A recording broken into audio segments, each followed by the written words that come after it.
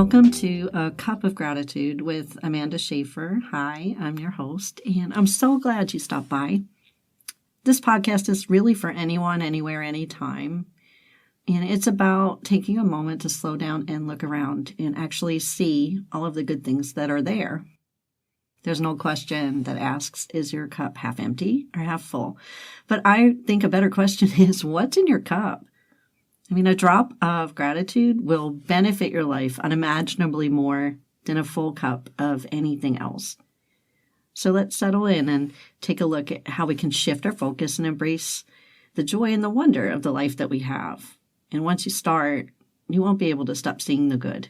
And just like me, you won't be able to stop talking about it. And somehow that creates even more. Even in the midst of difficulty, even when it's really hard, learn how to drink from a cup of gratitude.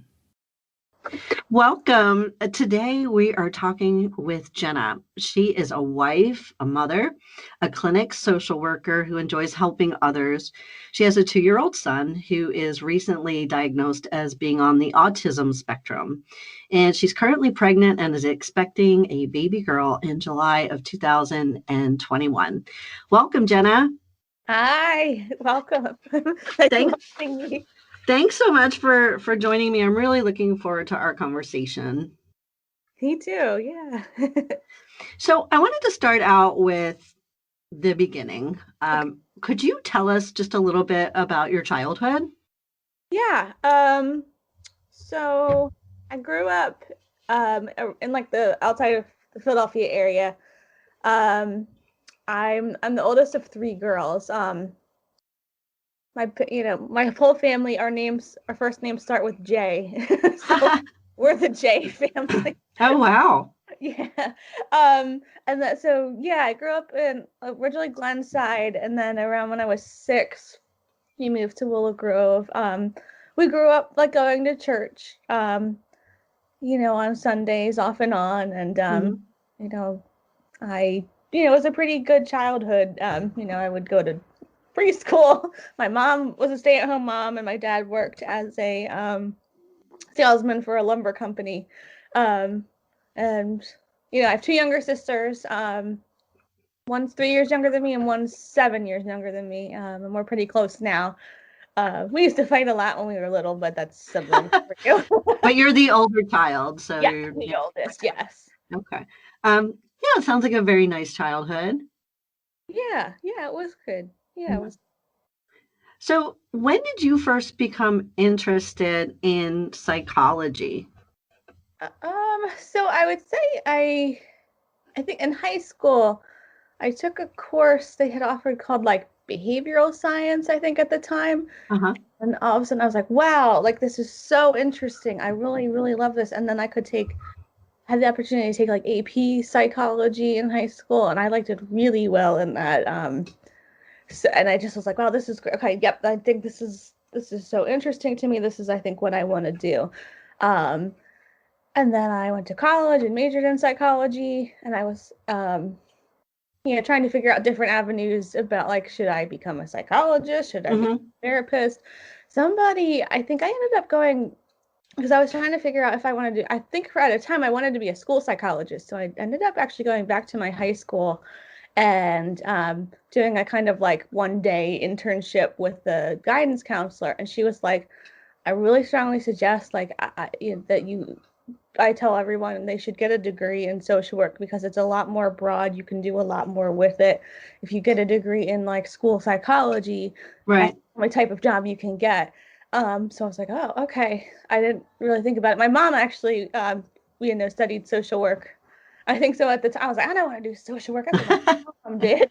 But I was like, oh, okay. So then I thought about it and like, yes, and you can do therapy with the social work degree. I wasn't entirely sure that I wanted to do therapy. I was like, I don't know what I really want to do, but I know I want to help people and learn more about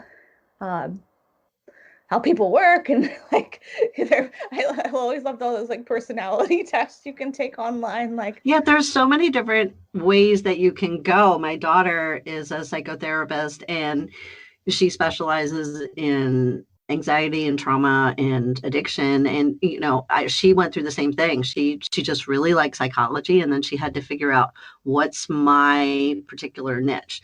That's pretty cool that you went in for that one day and kind of got a little guidance. So, can you share with us your experience as a foster care caseworker? Because you did do that. Right. Yeah. So that was like one of my first jobs after college. I was a foster care caseworker. I worked in North Philly. Oh, wow. Yeah. For those who don't live in the area, describe what that kind of area is like.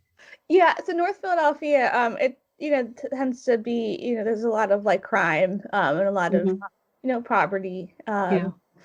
It also there's a lot of minorities that live there too, and there's just a lot of like drug abuse and just so it's a tough. I think a lot of people face a lot of really they do face a lot of difficult. Yeah. And it's funny, I grew up in Willow Grove. It's really not that far from where that office was. It was literally 8 miles, but it just was like different. Yeah, like a different world. Almost, yeah. And I would tell people, oh yeah, me working in like the Olney section. Ooh, like not everybody. People are like, well, be careful. Like, yeah. Okay.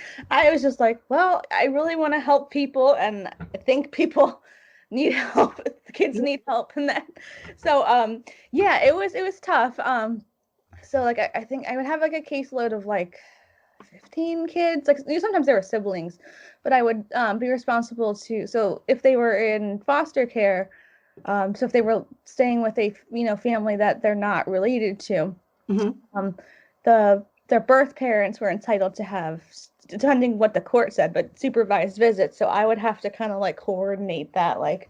Right. We'd have it at the office, and I'd have to supervise that and make sure the kids got there okay, and kind of keep track of like what the parents' behavior was like. I'd also have to go visit the kids in their like foster homes and have to go to court, and it was a lot of long hours. It sounds like it. That's a lot to take on. Yeah, it was like, so some nights I was like literally working like, I don't know, there was one time I had to, like, I was on call and like a kid was in crisis. I ended up like being there. Like I had to sit with him in the crisis center for like the whole night. Wow. I couldn't have my cell phone. And like I had to try to call the child's mother at her job to tell her that he was in the hospital and she needed to come sign him in. It's like she didn't want her job knowing. It was like that was quite an experience. Yeah. I mean, it just sounds like the kind of thing where you had to really immerse your whole self in it. And I keep hearing this theme, and when I talked to you in the pre-recording call, of wanting to help others and really, really pouring into that with all you have, which is really admirable. And we need more people like that. Thanks. Yeah.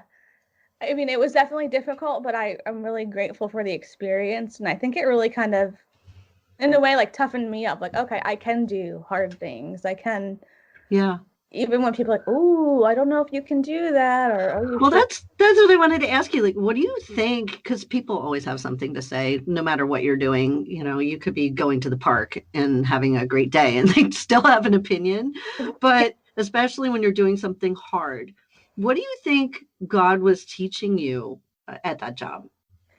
I think he was definitely teaching me that, like, you can do things that are hard, that you may not be sure that you can do, or that other people may not be sure you can do, or possible, and you can do it, and you can be help other people. Yeah. I don't know, successful. It's not really. I mean, there's a lot of great things that happen in the type of job, but there's also some really, really difficult things too. But that, like, I can do things that are scary and different, and I can, and I survived, and I learned so much from it. I think it really has helped me as a person, but also as a social worker too, like to be able to know like like these are what people are really, really actually going through, not just like reading about it in a textbook or in a YouTube video. That's awesome. And I would imagine it also would have strengthened your relationship with God. Yeah, yeah, I think it did, that I can get through anything with God, that Yeah. like, I may not understand in the moment, but like, I think he was really trying to show me like, I'm here with you and you can do this. Yeah. Yeah. My hardest seasons, the things that I never thought I could get through, I remember just feeling like, okay, I know I can trust you though, and God made all the difference. Yeah. So when we spoke before, you had mentioned that you were also a TSS worker with children with autism. Can you explain what that job was and what that experience was like for you? Yeah. So that I did that at a couple different agencies. So basically, as a TSS worker, you help children, typically either on the autism spectrum or with ADHD in their home. Can be school too, Hmm. with different like behavioral challenges. So like, and then there's usually sometimes they'll call it wraparound. So it's usually a team that's like a behavioral specialist consultant, and they're kind of like in charge of the case and like kind of telling, what, each role. And then sometimes people would have also a mobile therapist, so they'd have a therapist that would come out to the house too sometimes and talk, Hmm. if that was needed. And so as a TSS worker, my responsibility was to kind of like keep track of the child's behavior. And like, I'm trying to think of like a goal, like they will like play with their sibling like 5 out of 10 opportunities, Hmm. like that. So you kind of keep track and you kind of, hey, like, look, your brother's over there playing with Legos, why don't you go over there and play with him too? uh, Right. so I did that. And then I also worked at like it was in the same kind of like, they had an after school program for kids on the autism spectrum. I think I still worked with mostly the middle schoolers.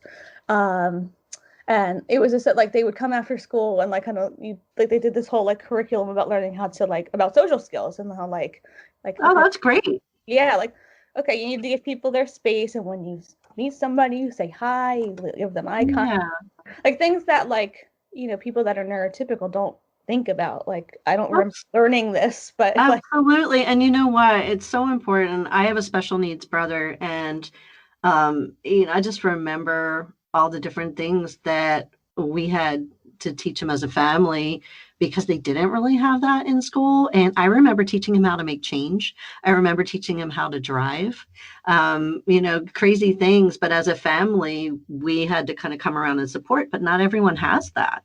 That's right, wonderful to know that those support systems are out there. yeah, yeah, it's really, it can be really helpful for a lot of families. So Yeah. I did that too. So you met your husband while you were in grad school and working full time on your internship. Was it difficult to have a relationship at that time? It sounded like you had a lot going on. Yeah. So I actually met Jean. I think I was still working at the foster care agency at the time. And Okay. kind of like recounts our first date. Because I was so, that job was took. So I would like, I think he said in the first date I talked about that job.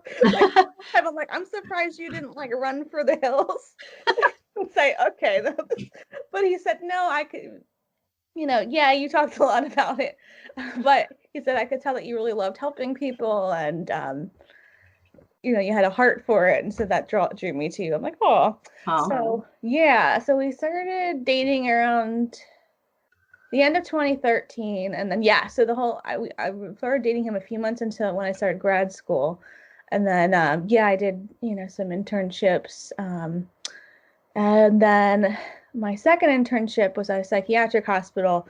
So that was kind of a crazy time. I was like, then in about 2015, we got engaged. And then it was a little crazy. I was doing that internship and then, going to grad school. And then I also was working too, like as a oh wow. TPS worker. Um, and also I helped this girl who had special needs as like call it a habilitation worker, but kind of similar to what a Yeah. TPS does, but just for an adult. So I was like so busy and stressed out to the max. Yeah, you sound like you were really spread thin, but also like you were just really building up your muscle of all these different ways to help. I mean, wow.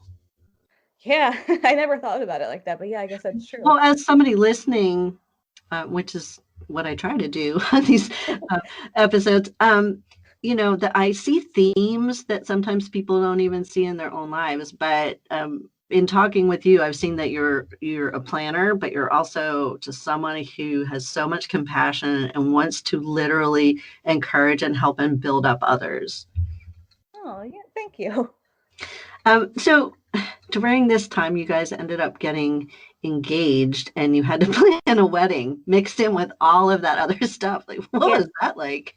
Oh, that was so stressful. I'm like, aren't people supposed to enjoy planning wedding? Like this is, I'm like, oh, like finally, I finished my internship and actually it was great. They offered me a job, but it worked out that I like right after I finished my internship, it like really worked out very seamlessly. So I remember then like after I finally graduated and was done my internship and I stopped working at my two jobs, I'm like, oh, I now have just a regular job. I can go and come home. And that's it. I'm like, wow, that's it. I don't have anything else I have to do. I have no homework. So it was that through the last 3 months, it was a relief, and then I could enjoy the like planning. Yeah. But at that time, most of the planning was done. So it was very, very stressful. It sounds like it. If you can help it. Well, when we had talked in the pre-recording phone call, when I had originally asked about your life, you laid out this plan for me. First I was going to do this, and then I was going to do that, and then I was going to do this, and I wanted to ask, like, do you see yourself as a planner? And I also wanted to ask, is your husband a planner? So yes and yes. Okay. So yes, I think I tend to be a person that I get like motivated by like having like a goal to work towards. So I think when after I graduate, I'm like, okay, I'm going to graduate with my bachelor's degree in psychology. Okay, now I'm going to get a job and then work a little bit, and then I'm going to go to grad school, and then I'm going to try to work part-time and do an internship, and then finish grad school.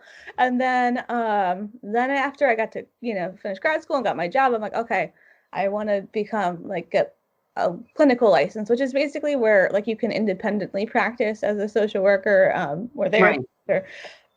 And so then you need to kind of work like you have to like 2,000 hours of supervision. So I'd have like 1 hour a week of group supervision with other social workers. That was one of the psychologists that the hospital I was working at set that up. And then I also got individual supervision with a clinical social worker who she runs the extended acute unit at the hospital I work at.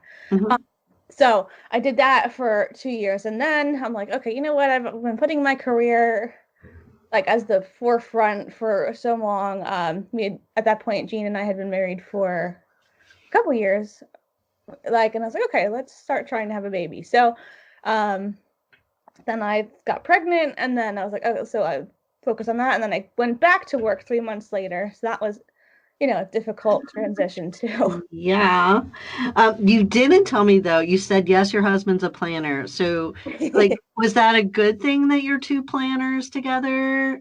Do you think that is a positive? Yeah, I think because we kind of plan in different ways. Like he's more like financially and like for the like family, like more like logical, like realistic thing. And I did the plan more for like family stuff, like and it sounds like a good team. Yeah, so it actually works out. But it can be like I think sometimes it's like you have to have some room for spontaneity, and not everything can be planned all the time. Every now and then it's really good. I'm going to be 57. I literally just put together with my son last night. We bought a huge trampoline. And I'm like, okay, it's a pandemic. I'm stuck inside. I can't go on vacation. What can I do in addition to exercising inside? And I thought, you know what? I'm just going to be crazy. So we ordered it. Oh my gosh, it's so much fun. Like, I never would have planned to do that, but it's amazing. So sometimes being spontaneous is really great. It's good for my mental health and my physical health. A little vitamin D, a little exercise, and I feel like I'm like 5 when I get on it. So yeah, keep the spontaneity occasionally. But planning's good. So what I want to ask you though is, so you were working in this facility, which was itself also a little scary. I mean, the facility where you work is people are locked down. There's a lot of different reasons why people are there.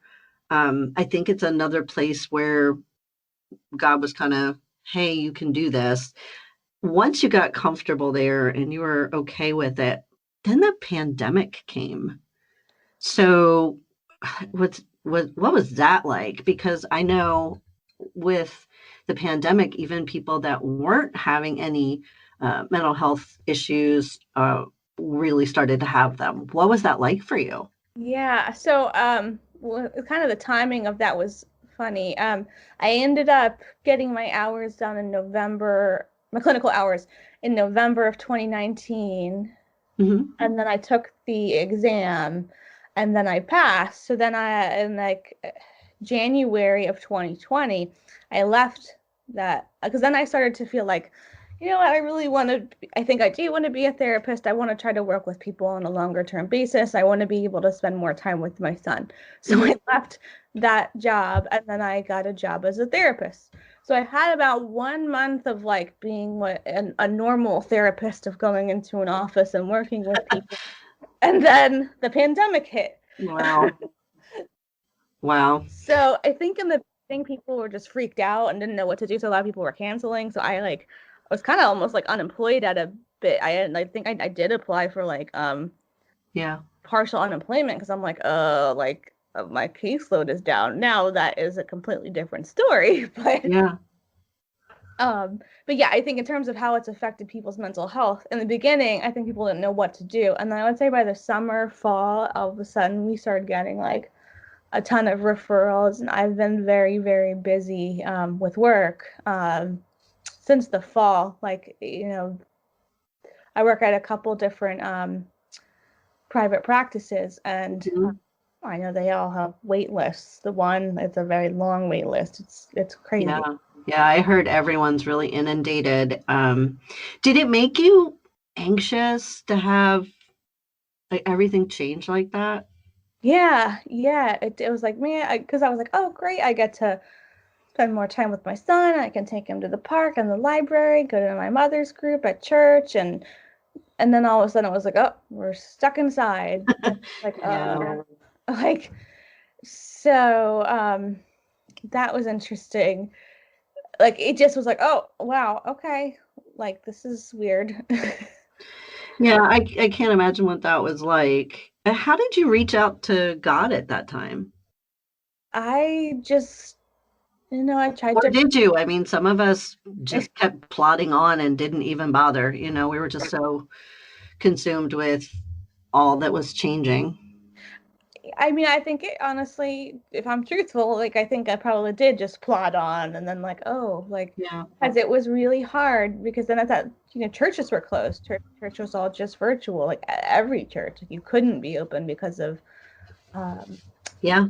so not that like, I have to go to church to reach out to God, but I think at that point, like, I just was just trying to navigate. Okay, now I'm basically, I'm home with my son and we're stuck in the house. What can we do? Yeah. How do we? It's so different. I mean, even with church, when you can't go, yes, you can watch it online. Yes, you can stay connected with people in maybe your small group or community group or whatever, and on Zoom or outside or with masks on, but it's not the same thing as being in person, hugging people, Right.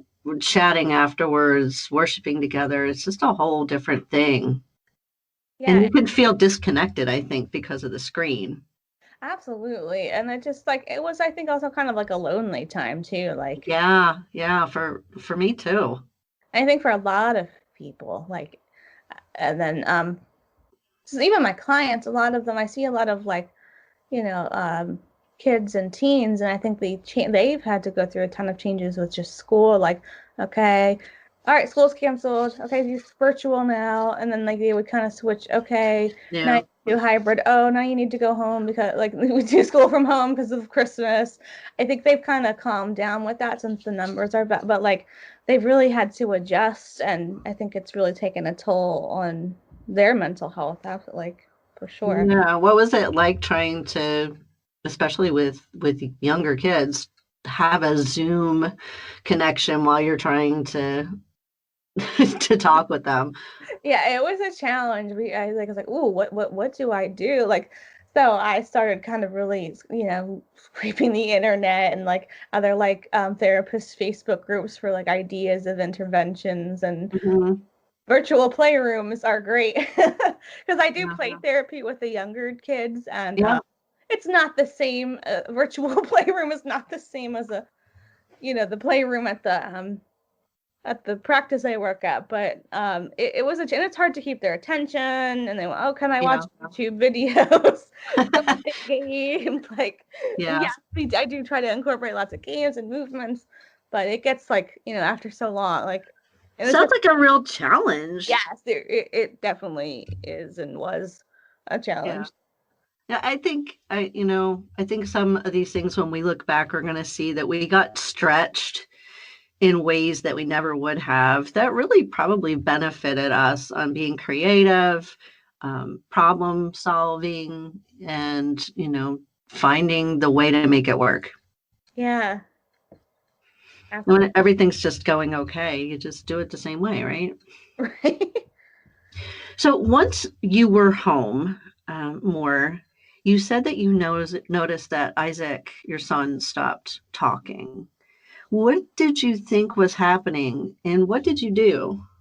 So yeah, he like I just noticed a regression. He like about spring, summer, which is right around when the pandemic really had started. And at first I was like, oh, maybe it's the pandemic. Oh, maybe I shouldn't have taken him out of his daycare. I'm like, maybe I Yeah. should have kept him. Maybe that it's that. And then I was like, I really don't think he's talking much. And then I would even, not that I could really have him interact with many kids, but like I do have a babysitter that comes to watch Isaac when I'm doing my work. And Mhm. she has two kids, and her one daughter is about 3 months older than Isaac. And I'm like, wow, she's like, she can say colors. And I'm like, she's really talking a lot more than Isaac is. Yeah. And I was like, well, I guess I had known that you don't, sometimes people think you have to have a referral from a doctor to get early intervention involved, but you really can just call yourself. So that's what I did. I called um, my local Penn Foundation. That's where Mhm. like, and they are in charge of early intervention for kids 0 to 3 who have like need like physical or developmental delays. um so they did an evaluation on him over Zoom, and I figured they were gonna say, oh yeah, he's gonna need speech, like, Yeah. but then they kind of in the evaluation, like, yeah, he has some significant needs, and they were very heavily hinting that they felt he might be on the autism spectrum. And I'm like, what? Like, the one therapist was asking what his scores were on the MCHAT, and the MCHAT stands for like the Modified Childhood. It's an autism checklist that they have you fill out at the like primary care doctors. Okay. His 18-month appointment actually was at the height in like March of 2020, at the height of the pandemic. I do remember he like freaked out and cried the whole time, and it was just Yeah. and actually that still continues to be a challenge for him, but that's a whole nother topic. Mhm.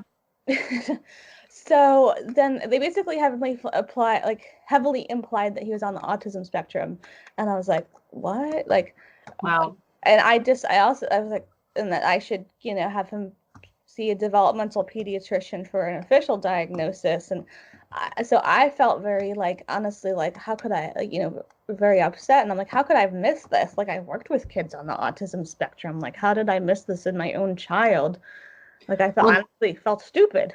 Jenna, I sure hope you gave yourself some grace eventually because it's a pandemic and everything changed. Like you said, you thought maybe the behavior change was due to not being in school, not doing this. You were spread super thin. It's not something that you're looking for. I think as a mom, you're just being a mom. You're taking Yeah. care of your child, you're loving them the best you can, you're providing the best you can, you're living life. Yeah, yeah, that's true. So, I have, yes, eventually given myself grace, but at the time, Good. pretty, a difficult time. Well, you said you got a follow-up appointment with the developmental pediatrician really quickly, which is unusual. Yeah, I don't know how that, I guess that, again, that's by the grace of God, but I literally just looked up developmental pediatricians in the area. So CHOP, actually, I finally can see them in August of this year. But I'm like, man, that's like a whole year after this. Yeah. But so I just called around to anyone that was, I was in network with, and I was like, okay, I guess I was like, oh, Einstein apparently has a developmental pediatrician. Most of the places were like, oh, it's a 6-month wait. Well, I'm like, okay, so somehow I guess they had an opening, or I got a call pretty quickly, and then at the end of September, right around his 2nd birthday, I was able to get in for an evaluation, and the doctor did confirm. She's like, yeah, I think he's on the autism spectrum. I think he'll have a good prognosis, but yes, he's on the autism spectrum. So then it was like, okay, Yeah, then you knew how to move forward. And honestly, that's amazing. It's amazing, that as soon as you thought that there was anything different, that you started advocating for him. I mean, what a great mom. thank you.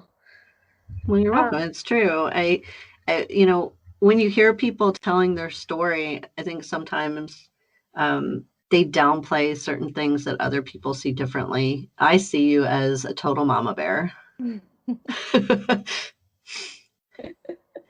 Now, speaking of that, I mean, this brought a whole new dynamic to everything. I mean, with early intervention came new appointments for Isaac's care. And I'm sure your caseload was ramping up due to the pandemic. You're pregnant with your 2nd child. I mean, how are you feeling with so much going on? Yeah, it definitely has been a lot. I would say I felt overwhelmed, not quite as overwhelmed as I did in grad school, thankfully, but it's a whole different, busy. But yeah, my days are very busy now. It's like, okay, I have him do he does early intervention, and that's over Zoom, and I also have gotten him into, it's called therapy, and they do in-person speech and OT appointments, and he really, really likes it there. Oh, that's great. So about 2 times a week, they would like me to come more, but I'm like, I can't. I cannot physically come anymore. I can't do any more than I'm already doing.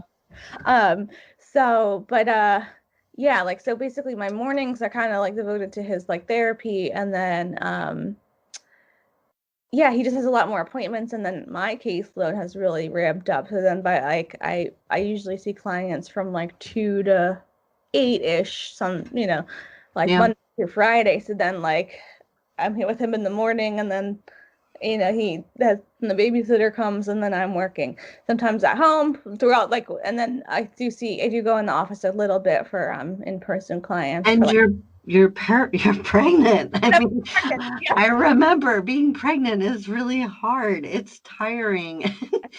It takes longer to get places. Yes. Yeah, I mean, oh my gosh. Wow. Yeah, it was really tough in the winter, around December. Thankfully, I was still just seeing clients from home, but there was a couple of times I just had to cancel because I just do not feel well. I don't have the energy or capacity to give to anybody in a session. Yeah, well, it's good to be self-aware and know, when you need to have a little bit of rest. Now, how has this affected your current pregnancy? Has it made you wonder or be afraid about the new baby, or are you just 100% ready to go? How do you feel, honestly? I mean, yeah, there definitely is in the back of my mind, I'm like, could this child be on the autism spectrum too? I mean, yes, girls tend to get, be diagnosed with autism less frequently, but yeah, I mean, I try not to let it oh no, is she gonna have autism? I don't know. We don't know. We won't know till she's here. But yeah, I mean, I'm trying to just take it one day at a time. But I mean, I'd be lying if I said that wasn't, in the back of my mind. And this pregnancy has been a lot more difficult than like my pregnancy with Isaac. Like I've had some, like I had to go to the ER in, what was it, January? Because I had difficulty going urinating, and I had to like get a catheter. That was very scary because they made it almost seem like I'd never be able to like pee on my own again. Thankfully, What? yeah, it was like, and that's not a common thing. Yeah. No, like I don't know of anybody else that this has happened to. But like it did, they would just be like, well, it'll resolve itself. I'm like, what? Like, so thankfully it did after about like 4 or 5 weeks, but it is Wow.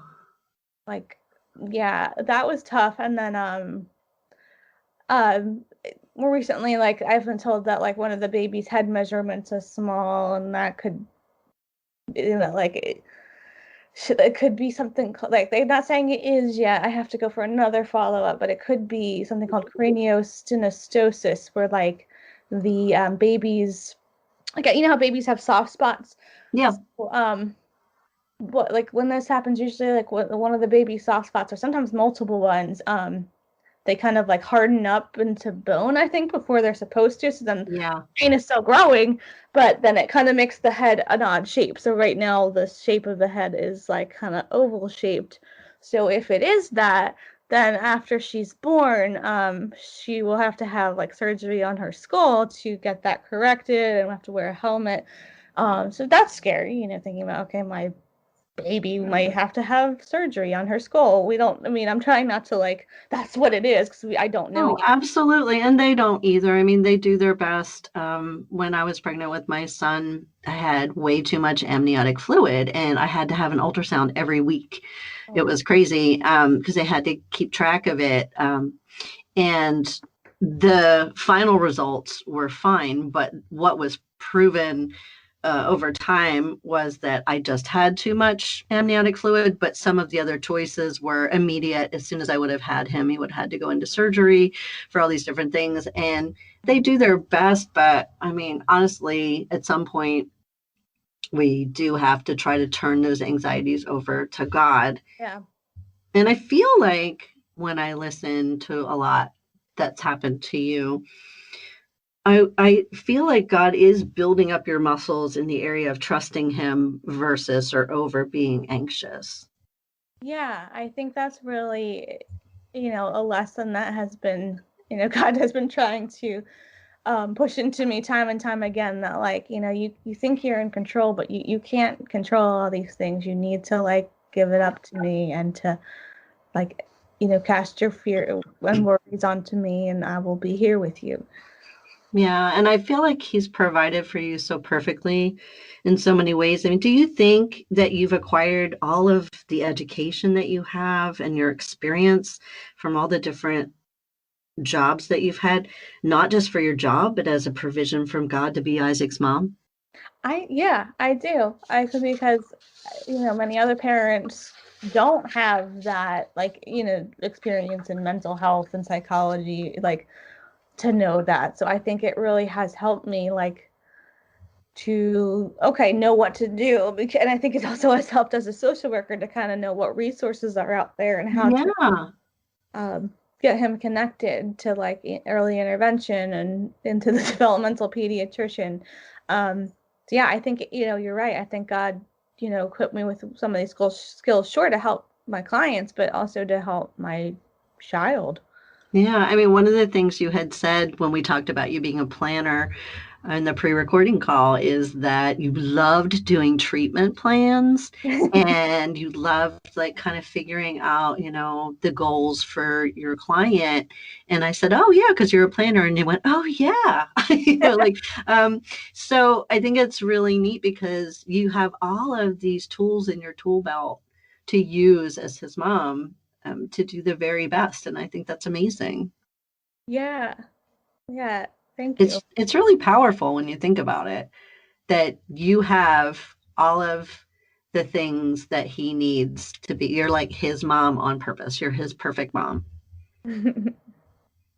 Is there any advice that you could give to our listeners about being an advocate for their autistic child, or if they even believe that maybe they need to see if their child is on the spectrum? Yeah, so the advice I would give, if you have any doubts, like, you can call early intervention yourself. You don't have to wait to get a doctor to make a referral. That just takes more time. If you have any doubts, just call. Worst, they'll do an evaluation. The worst, the best they could say is, okay, your child is fine. They don't need services or but it's better to know, because especially with kids on the spectrum, you really want to try to intervene as early as possible to help them to have the skills needed to be able to, function, to a certain extent. Obviously, kids on the spectrum don't need to become like every neurotypical kid. Yeah. But, I would just say try not to panic and just, do what you can to advocate for your child. Like, if you like, this isn't right, I don't like, feel was right, like, then, you need to speak up. And I also would recommend, a lot of, it's like kind of like a lot of doors open once you have an official diagnosis. So like I was able to get him medical assistance too, and that just like helps to be able to like fund a lot of his therapy and stuff, because it can get expensive if you have private insurance. It gets very expensive to pay for these, like, the speech and OT and physical therapy, like, out of pocket, like, so it can really help. So, don't panic, and just advocate for your child. Speak up if you think something's not right, and get help. Don't wait. Yeah, absolutely. I think it's really great advice. And I think just to know that you can just pick up the phone and do it yourself. I think a lot of people think they do have to wait and let the doctors do it. And I would imagine during the pandemic, it's even slower pace than it was before. And it's great to know that once you have a diagnosis, that you have resources to help you. That's wonderful. Yeah. Yeah. So, Jenna, I was just wondering if maybe we could put something in the show notes. If you have some resources that have been really helpful for you that I could share with other moms and dads out there who are looking to find some good resources. Do you have a few things? Oh yeah, absolutely. I will email them to you to put in the notes. But yeah, there's definitely been a couple websites, a couple books that have been really, really helpful for me and my husband during this time. So yeah, I can definitely pass those along. That would be fantastic, because that's one of the great things about this show is that I can kind of connect people to other people going through similar things, and we all can learn from each other. So it's great to have some resources to share. So everyone, I will be putting those in the show notes. If you are interested, take a look when you're done listening. Now, the last question I want to ask you, I love asking this question because I just love the answers. If you could give your younger self any advice, what would that be? That is a very good question. I would tell my younger self to try not to worry, which is not the best advice, but that like everything works out. It may not be the way you plan it or hope it to be, but to try not to maybe plan everything to let God, to trust God, and to let him be in control, because you're not in control. I'm not in control. Like, as much as I might point and try and think I am, I'm just not, So I would tell my younger self to trust God and stop trying to figure out things all on my own. I think that's really great advice. And honestly, I think all of us have a lot of planner in us. And we got to remember, like, he's the best planner there is. He even takes things that aren't the best things in our lives. And some of my worst moments, he's used to bridge to help other people.